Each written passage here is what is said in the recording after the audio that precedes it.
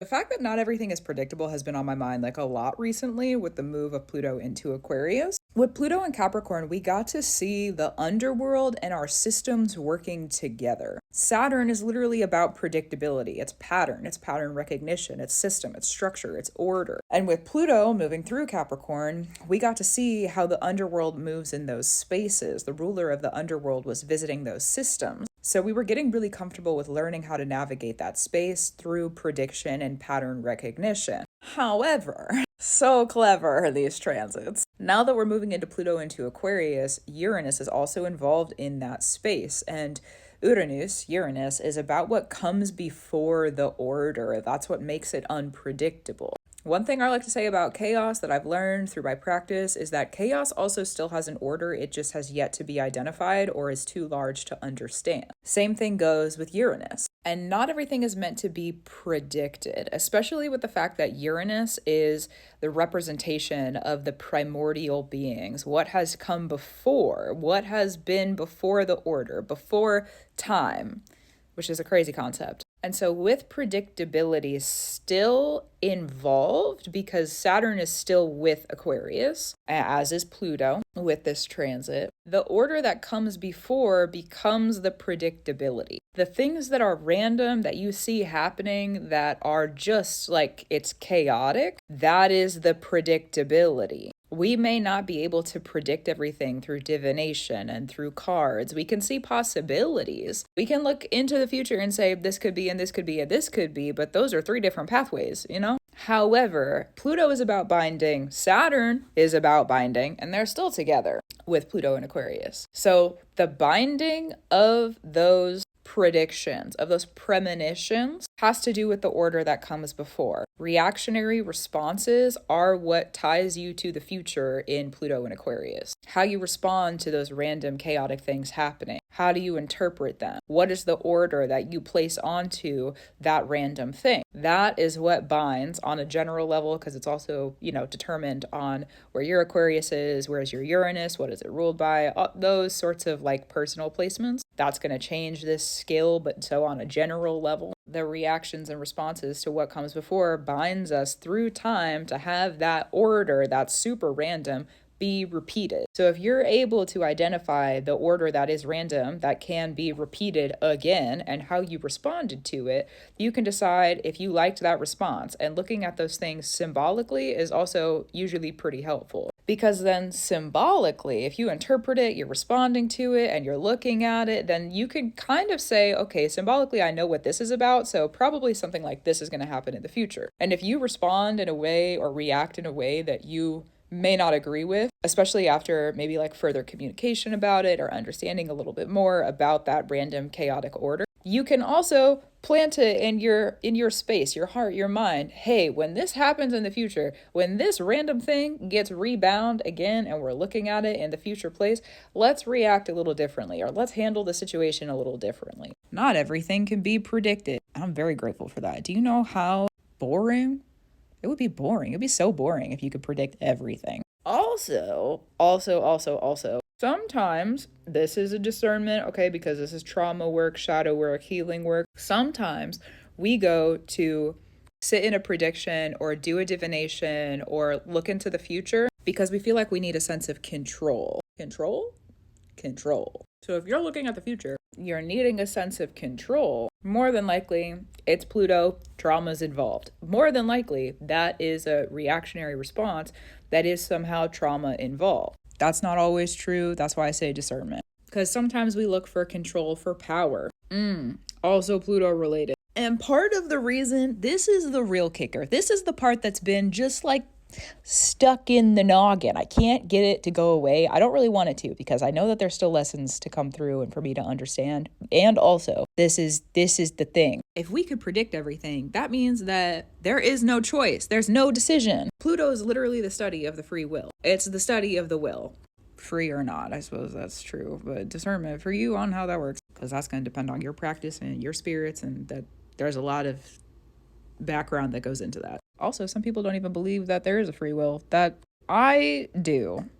However, discernment for yourself. Okay, moving on forward. If we could predict everything, that means there's no free choice. There's no free will. This is literally one of the gifts of some people, is to be able to speak fates, fate speakers, fate weaver. To speak a fate over somebody, do you know how serious that is? To speak a fate over someone, to say, you're going to go through this and this and this, and these things are happening in your life. This is how you're going to handle that situation. If that person who's speaking those things is powerful enough, then yeah, you're going to go through that situation exactly how they predicted it, because that's one of their gifts, is to be a fate weaver, a fate speaker. That's a big responsibility. It's like such a big responsibility. And part of the power that we are no longer able to sit in anymore, because Pluto is no longer in Capricorn, we are no longer allowed to just, and I mean like the law, order, structure of Pluto in Capricorn doesn't exist anymore, so it is not allowed. We are not allowed to just speak those fates over people and bind people up in time anymore, because we want to sit in the power of it.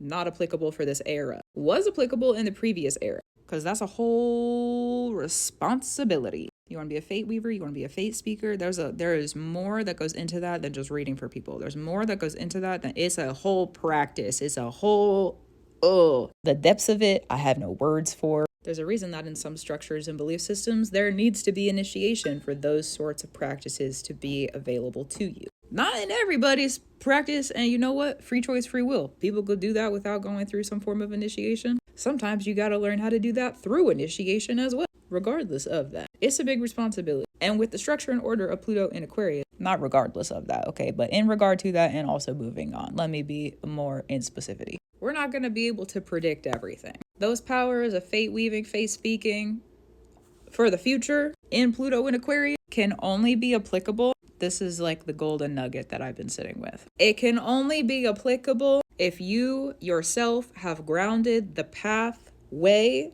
for that fate speaking to happen. That's it. There's a lot of different ways to ground that pathway for that fate speaking and weaving to happen. But it can't become true unless that forward motion is grounded in the physical. If it's not, good luck to you, because Saturn's involved with this, so there's probably going to be a lesson of, I don't know, structure, order, consistency, something about being grounded on the earth that comes through. So just don't get knocked over by that, because that's a really big change. That's a really big shift, especially if you have the fate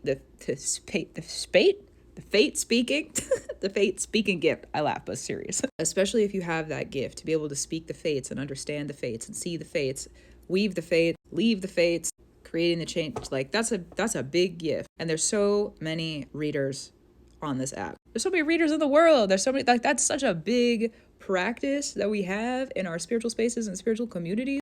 I think the part about this that I'm excited for is give the power back to the people. Give the power back to the people. No more of those fate speakings and fate weavings if it's not actually true. Because what happened in the previous era, or a fundamental that is probably more than likely a possibility that did occur, people speak those fates or weave those fates or divinate those things. And this is not a knock on readers, okay? I also am one. This is just the fundamentals of the transition, because it's a big change in position.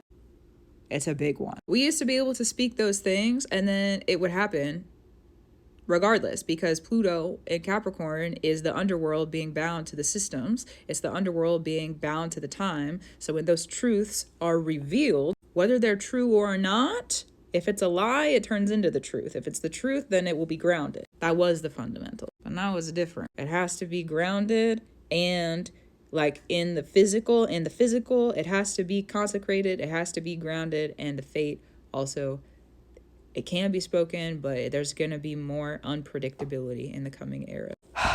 That's a lot.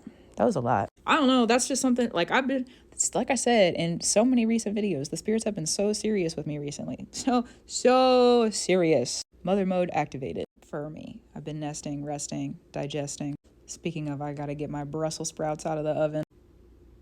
But also, as someone who practices divination and reading, I have needed to learn this and understand this as a fundamental for walking into the future. And there's a lot of people, so many people in our spiritual spaces, communities, individuals, people who do this together. Okay, that sort of practice, reading for other people. If you're a reader yourself, just keep in mind that that is like Saturn is about laws. It's about law and order and structure. Justice and balance comes from Libra, but the structure and the law comes from Capricorn more so, and Saturn and Aquarius. My goodness, yeah. So much Saturn. Woo.